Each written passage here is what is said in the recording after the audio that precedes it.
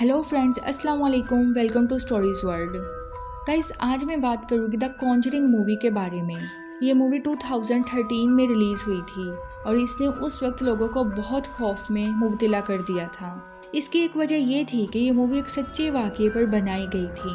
The Conjuring movie में दिखाया गया है एक फैमिली को जो एक फार्म हाउस में शिफ्ट होती है और उनको सामना करना पड़ता है डीमंस का, यानी शैतान का। रियल में यह वाक़या द पेरेंट फैमिली के साथ पेश आया था। द पेरेंट फैमिली में रॉजर, उनकी वाइफ कैरोलिन और 5 बेटियां शामिल थीं। द पेरेंट फैमिली को उस फार्म हाउस में किन किन मसाइल का सामना करना पड़ता है, अब बात करते हैं उस पर। आगे बढ़ने से पहले अगर आप इस चैनल पर नए आए हैं तो चैनल को सब्सक्राइब कर दे, वीडियो को लाइक कर दे और बेल आइकन को प्रेस करना मत भूलिएगा ताकि आप हर नई आने वाली वीडियो से अपडेट रहें। द पेरेंट फैमिली 1971 में सर्दियों में एक बहुत बड़े फार्म हाउस में शिफ्ट हुई जिसके 14 कमरे थे। ये हॉन्टेड फार्म हाउस अमेरिका के शहर रोड आइलैंड में वाक़या था। इस फार्म हाउस को 1736 में तमीर किया गया था। जैसे ही the parent family farm house में शिफ्ट हुई, उनके साथ अजीबोगरीब वाक़यात का सिलसिला शुरू हो गया। शुरू में उनके कमरों से सिर्फ चीज़ें गायब होती थीं, लेकिन आहिस्ता आहिस्ता उनके घर से आवाज़ें आने लगी, जैसे किचन में केतली पर कोई चम्मच मार रहा हो और उनको किचन के फ्लोर पर ताज़ा मिट्टी गिरी हुई मिलती थी।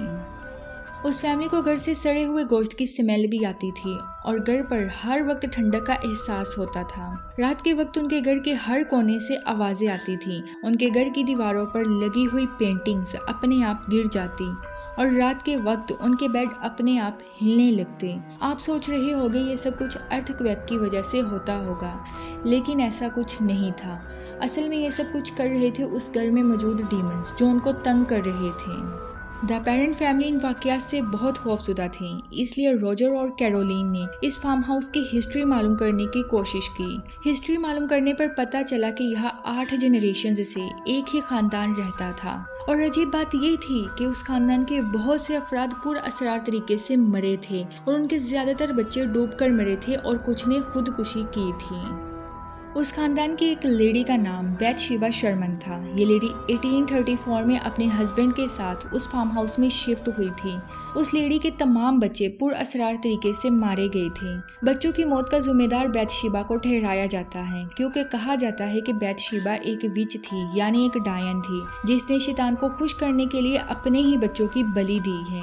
बैथशेबा की मौत 1885 में हुई और कहते हैं जितनी भी डीमंस पावर बैथशेबा के कब्जे में थी वो तब से उसी फार्म हाउस में रह रही है।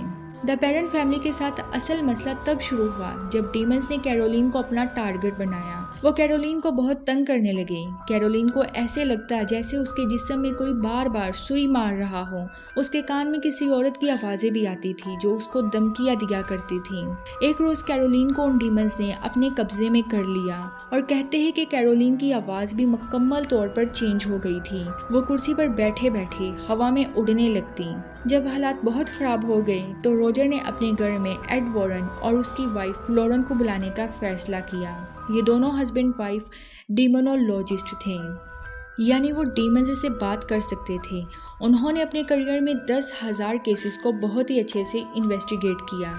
उन दोनों हस्बैंड वाइफ ने उस फार्म हाउस से डीमंस को निकालने का काम शुरू किया, लेकिन इसका कोई फायदा नहीं हुआ। कैरोलिन की तबीयत और ज्यादा खराब होना शुरू हो गई, इसलिए रॉजर ने एड वॉरेन और लॉरेन को फार्म हाउस से निकाल दिया। द पेरेंट फैमिली की फाइनेंशियली कंडीशन कुछ ठीक नहीं थी, इसलिए उन्हें 7 साल तक उसी फार्म हाउस में रहना पड़ा और लोग उस फार्म हाउस को खरीदने से डरते थे।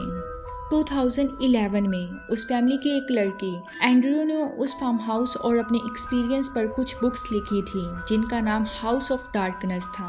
2013 में इन्हीं बुक्स पर मूवी द कॉन्जरिंग बनाई गई। इस मूवी का बजट बहुत ही कम रखा गया था, लेकिन ये मूवी बहुत ज़्यादा हिट हुई और इसने $300 मिलियन कमाए। इस मूवी की शूटिंग के दौरान लॉरेन भी वहाँ मौजूद थी, जिसने उस फार्म हाउस में जाकर डीमंस से रब्ता करने की कोशिश की। उसका हस्बैंड एड वॉरेन मर चुका था। इस मूवी का सेकंड पार्ट द कॉन्जरिंग 2 भी आ चुका है। वो भी एक रियल स्टोरी पर बेस्ड है। उसके बारे में मैं आपको अगली वीडियो में बताऊंगी। मिलते हैं अगली वीडियो में, तब तक के लिए अल्लाह हाफिज़।